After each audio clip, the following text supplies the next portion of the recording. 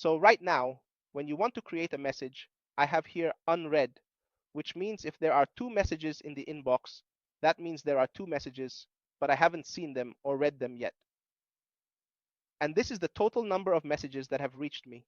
Now, when you, as a teacher, want to create a message and send it to the students from within the course, from inside the course, students see it, open the same messages to see the message. What are you saying here? Here it wrote to me the recipients and brought me to, so who will I send it to? Who will receive it? When I clicked on the word to, it brought me to whom? It brought me all the students I have, so I can send the message. And it also brought me the teacher. And I might also have a supervisor here. I can send a message to just one student. If I select all, I've got all selected. If I want to select just one student, I select the student. To select two students, hold Control and select. Now, students 8 and 9 are selected. To add student 5, selected 2. Now 3 are selected. Select one or all, no problem. After selecting recipients, don't leave it. Move them to recipients list to receive the message. Add them here to ensure message delivery.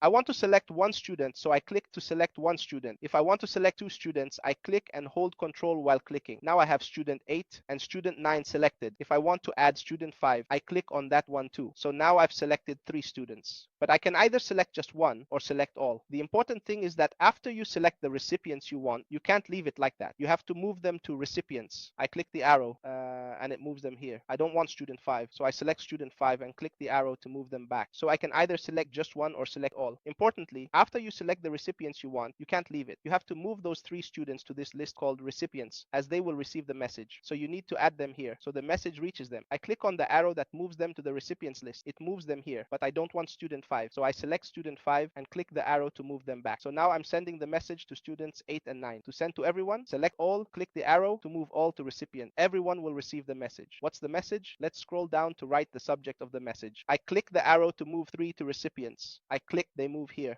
But I don't want that. I select student 5, click the arrow to move them back. What am I sending? Not just to students 8 or 9, but to everyone. Select all, click the arrow to move all to recipients. I click. Now everyone is in the list to receive the message. What's the message? Scroll down to write the subject. Write the subject under subject, e.g. homework for lecture 2. Below, write the message content in the box.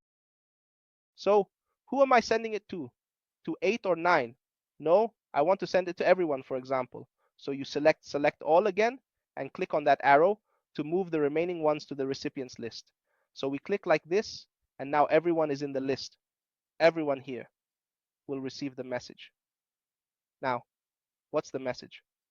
Let's scroll down to write the subject of the message. We write the subject of the message, and then you write the subject here under the word subject. For example, let's say homework for lecture 2 as an example, any subject. Then below here, you write the content of the message. In this whole box, you write the text that you want to include in your message. Then you start scrolling down. If you want to attach any file for them in this message, you can attach the file from here. No problem at all. You browse and attach the file, and you can open and attach any file, like a Word document, for example, from Unit 1. Then you click the send button to send the message. So here, in the inbox, you just sent a message, and it's still unread, meaning no one has seen it yet. Now, the student is supposed to come in. All right, we are now in course 4. Let's go into course 4. I'm logging in with a student account, and the student will come here. This is student 8, and he will go to the course messages. He will go to the course messages. So what does the student do? They check their inbox. They will open their inbox. There will be a set of messages.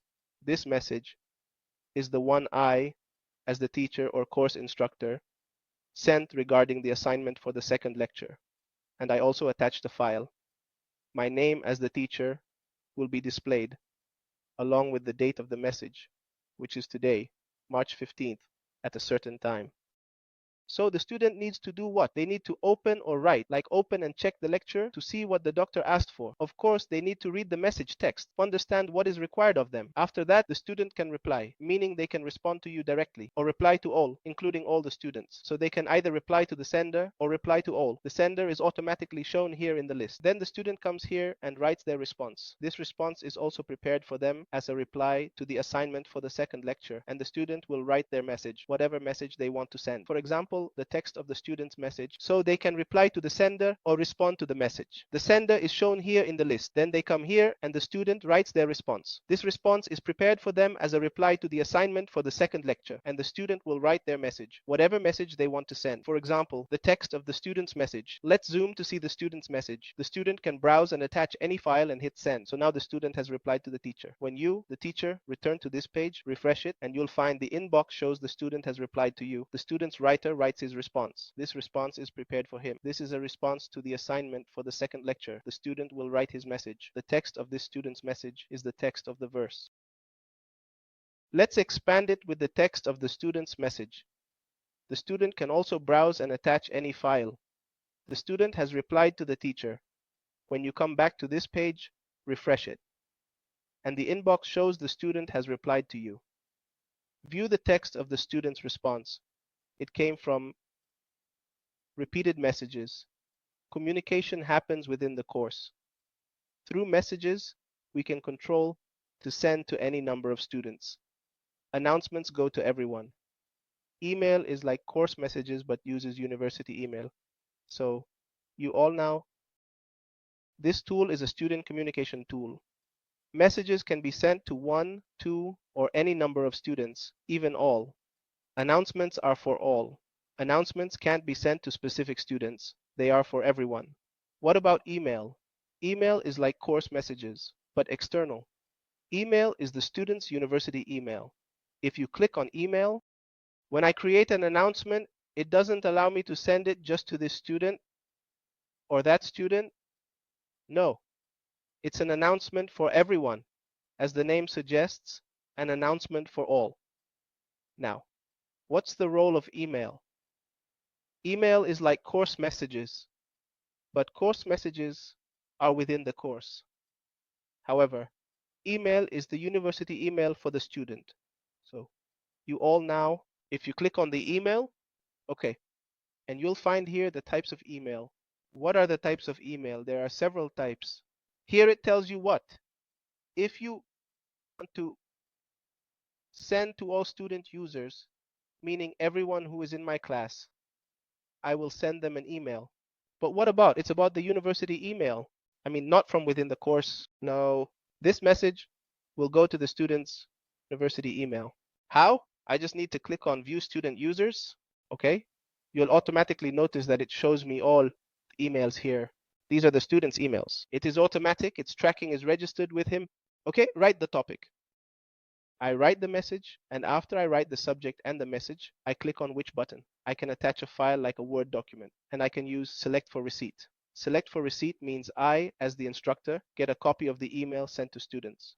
I'll click Send, but it won't send without a subject or message. I write the message, select it, and hit Send. It sends to all students if their emails are registered. This confirms I received the message in my university email.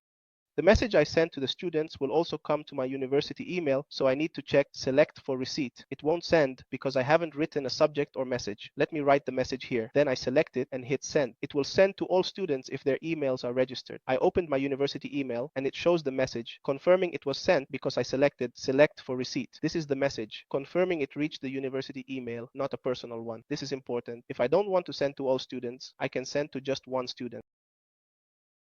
I select it and hit send. It sends to all students if their emails are registered. My university email shows the message confirming it was sent because I chose Select for Receipt. I've received it on my university email, confirming it reached the email, but it's the university email, not personal. This is crucial. If I want to send to 1 or 2 students, I use individual or specific users to specify instead of everyone. In lectures, all means everyone, like all teaching assistants, all instructors. So this is confirmation that it was sent to my email because I selected Select for Receipt. I just received a message on my university email.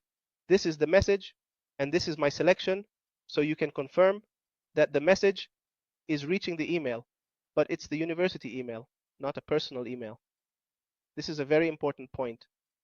Now, if I don't want to send to all the students, I want to send to just one student, like an email, or two students, I can use a feature named individual or specific users. In lectures, the term all means everyone, e.g., all teaching assistants, all instructors. I can message all instructors. All student users means all students. All applies to all. However, individual or specific users lets me specify individuals. Click on individual users to bring up the course message interface to specify students. So, all student users means for all students. The word all applies to everyone of this type, whether it's a student, an instructor, or others. But here, the term individual or specific users means I can specify one student, one instructor, or one coordinator, depending on what I need. So I will click on individual users. You'll find that it shows me here the same layout we saw in the course messages, where I can specify, for example, student 5 or student 6. I can select now. I have no problem. Okay, and then I click on this arrow because I need to send the ones I've selected to keep them in this list. This selected list is what I'm going to send. It's the ones I've chosen, and I'm going to send them the email.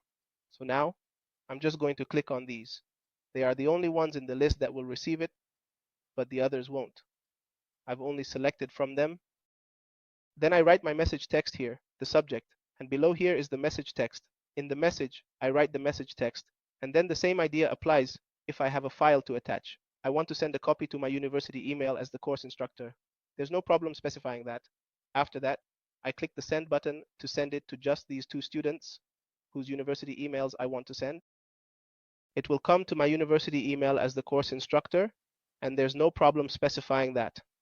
After that, I click the send button to send it to just these two students whose university emails want to send. This is regarding the part about the difference between the three types, which are course announcements, course messages, and email.